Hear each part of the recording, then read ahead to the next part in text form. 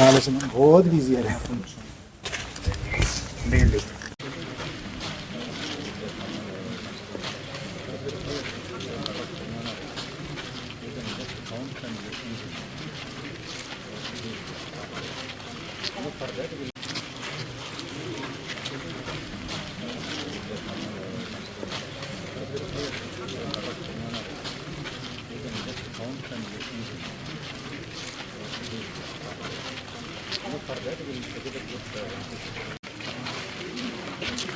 అదే అనవసరం ఎక్స్ట్రా మాట్లాడాలి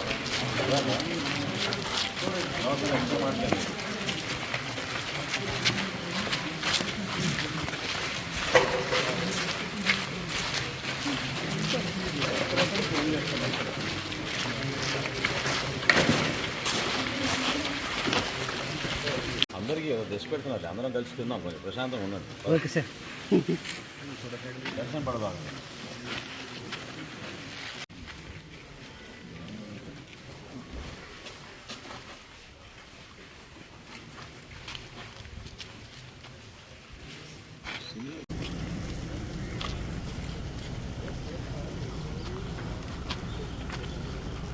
మన కాకినాడలోనే చూస్తున్నాం.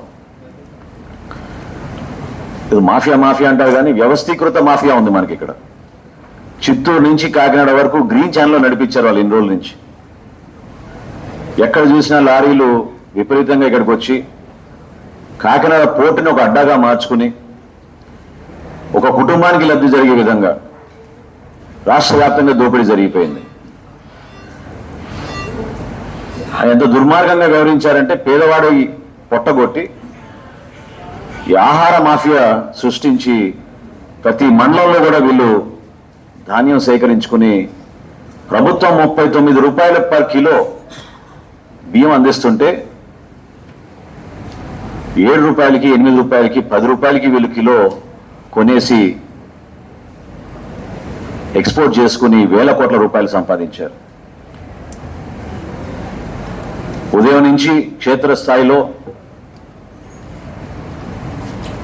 అనేక ప్రాంతాల్లో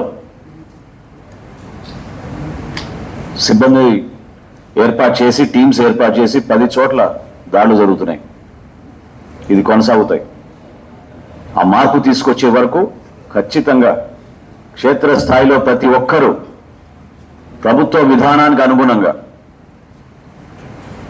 పారదర్శకంగా నిజాయితీగా పనిచేస్తేనే వీళ్ళు వ్యవస్థలో ఉంటారు. అది ఎవరైనా ఉండొచ్చు. అధికార యంత్రాంగం కూడా వీళ్ళకి సహకరించింది గతంలో, ఇప్పుడు జరగదు. కేవలం ఒక ద్వారంపూడి కుటుంబానికే మేలు జరిగే విధంగా వ్యవస్థని మొత్తం మారిస్తే మాత్రం ప్రభుత్వం దానికోసం కాదు. అంతిమంగా రైతుకు లబ్ధి కలగాలి, వినియోగదారుడికి నిజాయితీగా మేము చేసే సరఫరా భరోసా కల్పించాలి. దీంట్లో ఎక్కడ కూడా కాంప్రమైజ్ ఉండదు. 100% మేము తీసుకోవాల్సిన చర్యలు తీసుకుంటాం. వీళ్ళపైన క్రిమినల్ కేసెస్ రిజిస్టర్ చేస్తాం. ఎవ్వరూ ఇటువంటి అవకతవకలు పొరపాట్లు చేసినా ఎక్కడ కూడా సహించాం.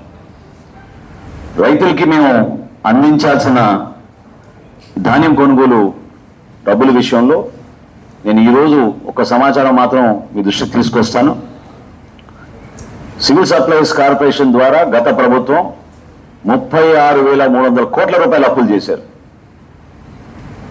అసలు ఊహించలేము మనం. అన్ని కార్పొరేషన్లో కూడా నంబర్ 1 స్థానాన్ని తీసుకెళ్లారు మేము మమ్మల్ని అప్పుల్లో. 36,300 కోట్ల రూపాయలు అప్పులు చేసి రైతులకి మాత్రం 1,600 కోట్ల రూపాయలు బకాయిలు వదిలేసి వెళ్ళిపోయారు. ఇది వాళ్ళ నిజాయితీ. కానీ మా ప్రభుత్వం వచ్చిన తర్వాత ముఖ్యమంత్రి గారి దృష్టికి ఉప ముఖ్యమంత్రి గారి దృష్టికి తీసుకెళ్లిన తర్వాత ఇమ్మీడియట్గా ముందు మనం రైతులను ఆదుకోవాలి, ఏ విధంగా మనం నిధులు సమీకరించవచ్చో ఒకసారి దానిపైన అవగాహన తెచ్చుకుని త్వరలోనే వాళ్ళకి ధాన్యం మేము చేసిన కొనుగోలు ఖచ్చితంగా వాళ్ళకి నిధులు వచ్చేటట్టు బహుశా 1-2 రోజుల్లోనే మేము ఒక నిర్ణయం తీసుకుంటాం. ఆ విషయాలు కూడా రేపటి రోజు నేను వెల్లడిస్తాను. దయచేసి ఎన్ఫోర్స్మెంట్ విషయంలో కానివ్వండి, నేను ఈరోజు ఉదయం మా ప్రజాప్రతినిధులను కూడా కోరాను.